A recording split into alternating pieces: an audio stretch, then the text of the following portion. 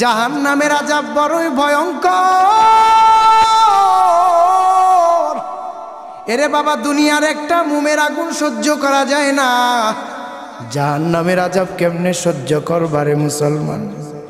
তুমি কি ভেবেই নিয়েছো দুনিয়ার রং তামাশা সৌন্দর্য সব কিছু তোমাদেরকে গ্রাস করে ফেলেছে? দুনিয়ার মধ্যে চিরদিন থাকতে পারবা? বড় বড় দুনিয়াদার জমিন থেকে বিদায় নিয়ে চলে গেছে।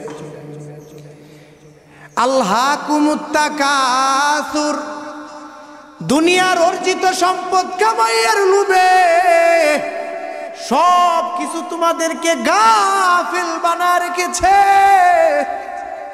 একদিন বুঝতে পারবে, হাত্তা জুরতুমুল মাকাবির, কবরের মধ্যে যখন 3 প্যাকেটের প্যাকেট বানাইয়া ফেলে দেওয়া হবে, ওই সময় বুঝতে পারবে দুনিয়ার মধ্যে যা কিছু করেছ সব অনর্থক, ফালতু সময় নষ্ট করেছ রে বাবা।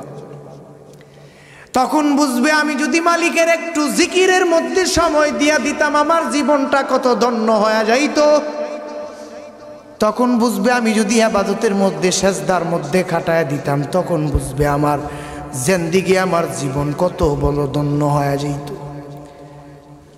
দুনিয়ার ফিকির করতেছো, দুনিয়ার সব কিছু নিয়ে চলতেছো রে বাবা, একদিন এই দুনিয়া তরে আমার লাত্তি মেরে বিদায় করে দিবে। আল্লাহর কসম, আমি দুনিয়ারে ছাড়তে পারতেছি না। এটা দুনিয়ার ব্যর্থতার মধ্যে পড়ে আছি, আমার ব্যর্থতা রে বাবা। কি জবাব দিব হাসরের ময়দানে, কবরের মধ্যে?